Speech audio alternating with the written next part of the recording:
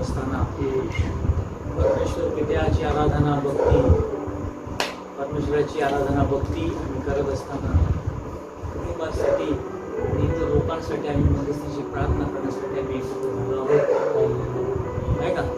Praise the Lord. आम्ही सर्वांना या दिवसामध्ये पश्चाताप आणि खरेपणानं देवाची आराधना करण्याची आवश्यकता. जगाची स्थिती अशी आहे की अनेक लोकांना प्रार्थनेचा सहभाग मिळत नाही. परंतु देव चांगला आहे. तुमच्या कुटुंबातले लोक घेऊन तुमच्या लोकांसाठी आम्ही जेव्हा मध्यस्थी करतो, परमेश्वर निश्चित आमचं सहाय्यक आहे. हालेलुया. आणि आम्ही यावेळेला प्रार्थनेचा विचारात जात असताना पाहूया स्तोत्रसंहिता आपला स्तोत्रसंहिता 145 अध्याय, त्याच्यातलं 14, 15 आणि 16 आणि 17 वचन आम्ही पाहणार आहोत. हालेलुया. देवा सदाच दावीद इथे म्हणतो की पडत असलेल्या सर्वांना तू आधार देतो आणि वाकून गेलेल्या सर्वांना तू उभे करतो. सर्वांचे डोळे तुझ्याकडे लागलेले असतात आणि वेळच्या वेळी तू त्यांना त्यांचे अन्न देतोस. तू आपला हात उघडून सर्व जीवजंतूची इच्छा तृप्त करतोस आणि यहोवा आपल्या सर्वात न्यायी आणि आपल्या सर्व कार्यात कृपाळू आहे. जे सर्व त्याला हाक मारतात, जे सगळे सत्यतेने त्याला हाक मारतात, त्यांना तो जवळ आहे. जे त्याला भितात त्यांची इच्छा तो पुरवेल आणि तो त्यांची आरोळी ऐकून त्यांना तारील. जे सगळे त्यांची आवड जातात त्यांना तो रक्षील. तो सर्व दुष्टांचा नाश करेल. आज देवाचा क्रोध या सर्व राष्ट्रावर झालेला आहे आणि देवाची इच्छा हीच आहे की प्रत्येकाने आपल्या जीवनात पश्चाताप करावा, लहानापासून मोठ्यापर्यंत, थोरापासून लहानापर्यंत. हालेलुया. आणि सर्वांनी पश्चाताप करावा असे तो इच्छितो. हालेलुया. आणि आज पाहायला मिळतो की पडत असते सर्वांना आधार देतो. आज उठणं आणि बसणं लोक अत्यंत भयभीत झालेले आहेत. आज दुपारीच मला एका माणसाने फोन केला होता. ते पास्टर सुनील, तुम्ही कदाचित त्यांना ओळखता, ते आजारी आहेत आणि बॉम्बेला ते हॉस्पिटलमध्ये आहेत. त्यांनी फोन केला होता की माझ्यासाठी प्रार्थना करा. आज पास्टर असो कोणी असो, हा आजार सर्वांना सारखा झालेला आहे, परंतु आपल्याला मिळण्याचे कारण नाही. ते देव म्हणतो, दावीद म्हणतो, पडत असलेल्या सर्वांना तो आधार होतो. जर आम्ही पडलो तरी आम्हाला देव उभं करणार आहे, आम्हाला आधार देणार आहे. आणि आम्ही वाकून गेलो तो काय म्हणतो, आधार देतो आणि वाकून गेल्यानं तो उभं करतो. वाकलेले आहेत, कष्टानं बेजार झालेले आहेत, दुर्दशेत आणि कष्टात गेलेले आहेत, परंतु यहोवा आधार देईल. आम्ही विश्वासानं उभं राहिलं पाहिजे, त्याच्याकडे प्रार्थना केली पाहिजे. आम्ही प्रार्थनेला येतो, सर्वांनी तोंड उघडून त्याची आराधना भक्ती केली पाहिजे. कसे आम्ही कष्टात असू, समस्येत असू, परंतु उंच स्वराला आनंदानं, हर्षानं आम्ही त्याची आराधना भक्ती केली पाहिजे. तेव्हा सैतान आमच्यापासून पळून जाईल, आमच्यातील निराशा दूर होणार आहे आणि उत्सुक आत्म्यानं तो आम्हाला चालवणार आहे. Praise the Lord. हालेलुया. आणि पुढे तो म्हणतो त्याच्यातलं 46 8 बघा, इथे म्हटलेलं आहे 7व्या वर्षात आपण वाचतो. तो चाचलेल्यांसाठी न्याय करतो, तो भुकेल्यांना अन्न देतो आणि बंदिवानास तो मोकळे करतो. सुरू कष्ट समस्या या जगामध्ये आलेल्या आहेत, दारू फुकटली नाही. दाविदाच्या दिवसामध्ये पण अनेक गोष्टी अशा होत्या. आलेल्या चाचलेल्यासाठी तो न्याय करतो, भुकेल्यांना अन्न देतो आणि यहोवा बंदिवानास मोकळे करतो. हालेलुया. जे बंदिवान आहेत, ते त्यांना धरून गेलेले आहेत, त्यांच्यासाठी त्यांना तो मोकळे करतो. यहोवा आंधळ्यांचे डोळे उघडतो आणि वाकून गेलेल्यांना तो उभे करतो. तो न्यायीवर प्रीती करतो आणि यहोवा उपऱ्याचे रक्षण करतो. तो आमच्यावर काय करतो, न्यायीवर काय करतो, तो प्रीती करतो. चाचल्यांना तो सोडवतो. जे कष्टात आहेत, समस्येत आहेत, त्यांना तो सोडवतो. परंतु आम्ही विश्वासानं त्याच्यासमोर उभं राहिलं पाहिजे. आम्ही त्याची आराधना भक्ती आनंदाने केली पाहिजे. समस्या कोणाला नाही, इथे आम्ही जमलेल्या प्रत्येकाला समस्या आहेत, प्रत्येकाचे विचार वेगळे आहेत, परंतु यहोवा आमच्या अंतःकरणात जाणतो. यहोवाला ठाऊक आहे आम्हाला कशाची गरज आहे. आम्हाला तो या स्थितीतून जाऊ देतो. जोपर्यंत आम्ही यातून जाणार नाही तोपर्यंत आमची पारख होणार नाही. सर्व गोष्टी विपुल असल्या की मनुष्य आपल्या मार्गाने चालत राहतो, परंतु जेव्हा समस्या येतात, संकट येतात, कष्ट येतात, आपल्या राष्ट्रावर येतात, तेव्हा सगळे लोक काय करतात, त्याला हाक मारतात. चिपळाकता करतात. आम्ही आज सर्वजण कशाला बसले आहेत?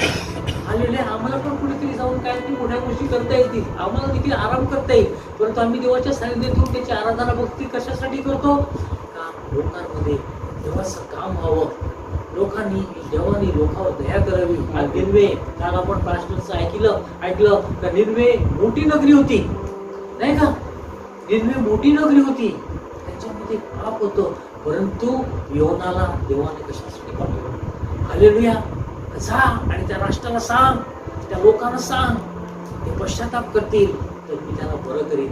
हालेलुया. पश्चाताप केला, या योना गेला आणि त्या राजाला सांगितलं. राजा पुढे जायचं सोपी गोष्ट नाही, कोणी असा सहज राजापुढे जात नाही, परंतु यहोवाचा हात योना बरोबर होता, देवाचा संदेश होता आणि तो गेला आणि त्या निनवेला त्यांनी घोषणा केली.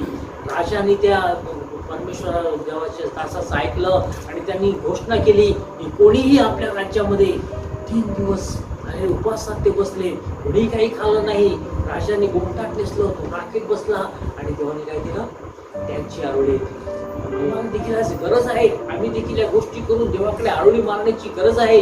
आज राष्ट्रामध्ये अनेक लोकांची स्थिती अशी आहे, सर्व मंडळ्या आज बंद झाल्या आहेत, परंतु देवाचं वचन बंद झालं नाही. तू इथे म्हणतो की तू जाचलेल्यांसाठी न्याय करतो, तो भुकेल्यांना अन्न देतो आणि यहोवा बंदिवानास मोकळे करतो. बंदिवानास तो मोकळं करीन. आलेल्या बंदिवानास तो मोकळं करतो. आणि पुढे म्हटलेलं आहे त्याचे 104 मध्ये 27 वचन दावीद काय म्हणतो? योग्य वेळी तू त्यांच्यावर भक्ष त्यांना देतोस, म्हणून ते सर्व तुझी प्रतीक्षा करतात. तू त्यांना देतोस, ते घेतात. तू आपला हात उघडतोस तेव्हा ती उत्तम पदार्थ आणि तृप्त होतात. तू आपले तोंड लपवतोस तेव्हा ती व्याकुळ होतात. त्यांचा श्वास काढून घेतोस तेव्हा ते मरून आपल्या धुळीत परत जातात. तो काय म्हणतो? तू आपला आत्मा पाठवून देतोस तेव्हा ते अस्तित्वात आणले जातात आणि तू भूमीची मान नवीन करतोस. देवाने जर पवित्र आत्मा त्या राष्ट्रात दिला, आम्हाला दिला, तर तू काय करतोस? तू आपला आत्मा पाठवून देतोस तेव्हा ते अस्तित्वात आणले जातात. आत्मा काढून घेतोस तेव्हा ते मरून ते म्हटलेलं आहे योग्य वेळी त्यांना त्यांचे भक्ष देतोस आणि सर्व तुझी प्रतीक्षा करतात. तू त्यांना देतोस आणि ते घेतात. तू आपला हात उघडतोस आणि ते उत्तम पदार्थानं तृप्त होतात. तू आपले तोंड लपवतोस तेव्हा ते व्याकुळ होतात. तू त्यांचा श्वास काढून घेतोस तेव्हा ते मरून आपल्या धुळीत पळत जातात. आज अनेक लोक म्हणत आहेत त्यांचा श्वास काढून घेतला जात आहे. कदाचित त्यांनी देवाला ओळखलं नसेल, कदाचित त्यांनी देवाला ओळखून देखील तशा गोष्टी झाल्या असतील. देवाच्या हातात सर्व काही आहे. तो आम्हाला श्वास देतो, तो आम्हाला पवित्र आत्मा देतो, आम्हाला तो जिवंत देतो, जीवन करतो. परंतु तो आपला श्वास काढून घेतो तेव्हा आम्ही काय होतो? मरून आम्ही धुळीत जातो.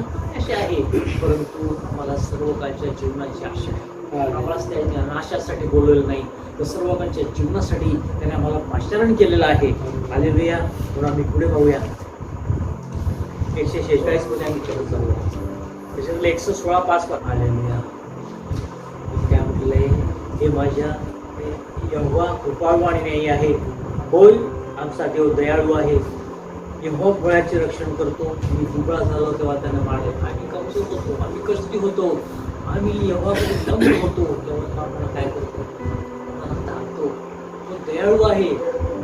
काय म्हटलेलं आहे? हे देवा कृपाळू आणि न्यायी आहे. आमचा देव दयाळू आहे. यहोवा भोळ्यांचे रक्षण करतो आणि दुबळा झालो तेव्हा त्याने आम्हाला तारले. हालेलुया. फार सुंदर आम्हाला दिलेला आहे. हे माझ्या जीवा, तू आपल्या विसाव्याकडे परत ये आणि यहोवाने तुझ्यावर फार उपकार केले आहेत, कारण तू माझा जीव मरणापासून, माझे डोळे अश्रूपासून आणि माझे पाय पडण्यापासून तू मुक्त केले आहेत. जिवंतांच्या भूमीत मी यहोवा समोर चालत जाईल. त्याने आम्हाला मुक्त केलं आहे. आम्हाला त्यांनी या जगाबरोबर नाश केला नाही. हालेलुया. काय म्हटलेलं आहे की यहोवावर उपकार केले आहेत.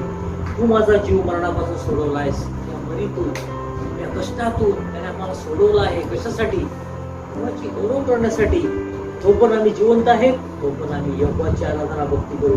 कारण तू माझा जीव मरणापासून नव्हे, मरणापासून, माझे डोळे अश्रूपासून आणि माझे पाय पडण्यापासून राखले आहेत. मरणापासून त्याने मला सोडवलं आहे. आमचे पाय पडण्यापासून त्याने राखले आहेत. कशासाठी? तर आम्ही देवाची आराधना भक्ती केली पाहिजे. Praise Lord.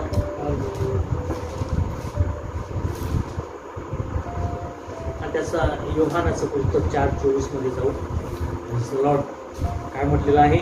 परंतु खरे भक्त आत्म्यात आणि खरेपणात बापाची भक्ती करतील.